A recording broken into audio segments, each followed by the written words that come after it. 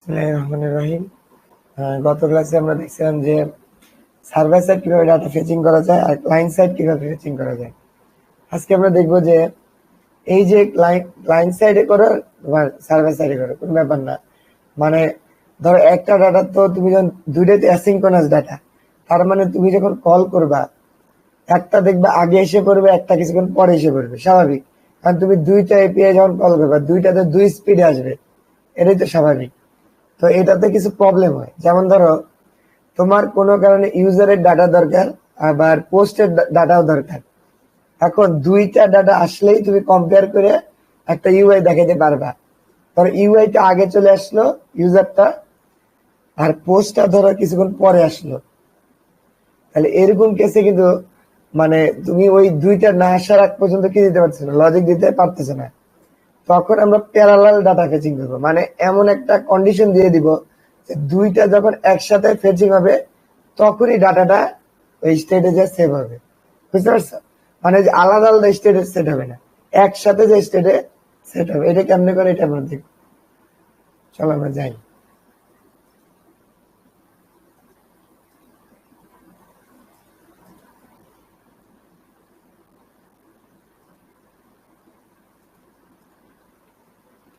কোথায় কোডিং করতেছিলাম কালকে? এই যে এইখানে। এটা আমরা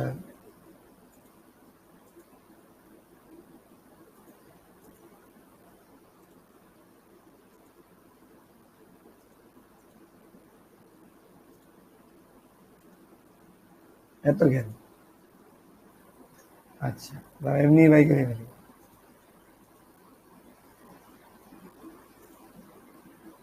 এই যে এটা তো ডাটা ফেচিং। হুম। আচ্ছা, ক্লায়েন্ট সাইড দিয়ে দেখাই। ধরো এই যে এতটুকু হলো ডাটা ফেচিং, তাই তো? এই এতটুকু এতটুকু কোড হচ্ছে মূলত ডাটা ফেচিং। ঠিক আছে, কপি করে রাখলাম। আচ্ছা, ধরো এরা সব বাদ দিয়ে দিচ্ছে আপাতত।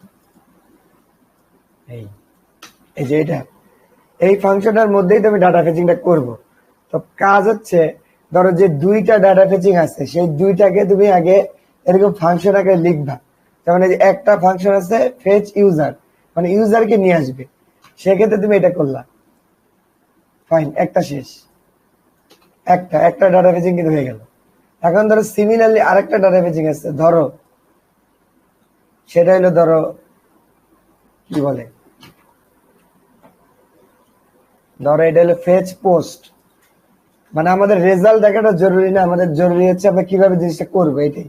ঠিক আছে, দেখো ফেচ পোস্ট, তাহলে দুইটা, একটা ইউজার আসবে আর এখান থেকে আসবে কি পোস্ট। তাহলে এই দুইটা আমাকে একসাথে প্যারালালি আনতে হবে।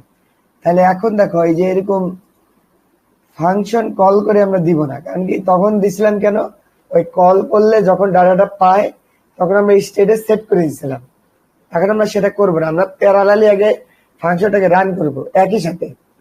তারপরে যখন একই সাথে রিজলভ হয়ে যাবে তখন আমরা স্টেটকে রাইট করব। ঠিক আছে, দেখি তাহলে এই ডাটাটাকে আমরা কি করবো, সিম্পলি রিটার্ন করে দিব। রিটার্ন করার অর্থ মানে বুঝো যে এই ফাংশনটা কল করলে এই ডাটাটা এই ফাংশনের মধ্যে ঢুকে থাকবে, এই হলো বিষয়। তাহলে এই যে এখানে ইউজার পাবো, তাহলে constant user equal to await phase data. কি হলো? আচ্ছা, এখানে আমরা অ্যাওয়েট করার প্রয়োজন নাই, কেননা এইটা তো ফাংশন কল করলেই হচ্ছে, এটা আর অ্যাওয়েট করে কি হয়। এই যে শেষ, দেখো দেখছো? তাহলে এই যে একটা জিনিস, একটা ফেচ ইউজার হলো, আবার দেখো একটা ফেচ পোস্ট, মানে দুইটা পাশাপাশি লিখতেছি যাতে বোঝা যায়। পোস্ট, এটার নাম দিয়ে ইউজার্স, ফেচ ইউজার, তাহলে এটা কি হবে, যে ফেচ পোস্ট এটা হবে। তাহলে দেখো এই দুইটাই কি করতেছে, এই ডাটাটাকে নিয়ে, ধরো এটা পোস্টের, এটা হলো ইউজারের, নিয়ে এই ডাটাটাকে রিটার্ন করে দিচ্ছে, রিটার্ন ডাটা। এই তাহলে এই দুইটাই অ্যাসিঙ্ক্রোনাস ফাংশন, এই যে তাহলে এই দুইটা এখন এই দুইটার মধ্যে আছে। এখন এই দুইটা যদি প্যারালালি চালাতে চায় তাহলে একটা সিম্পল ট্রিক্স করতে হবে, এইভাবে করতে হবে। দেখো কনস্ট্যান্ট দুইটার জন্য, এই যে দুইটা যে ইউজার আর পোস্ট, দুইটাকে ধরার জন্য এরকম অ্যারে দিবা, ভিতরে একটা পরে লিখতেছি এমন করবে অ্যাওয়েজ প্রমিস, দেখো প্রমিস ডট অল দিবা, এটাই হলো কাহিনী।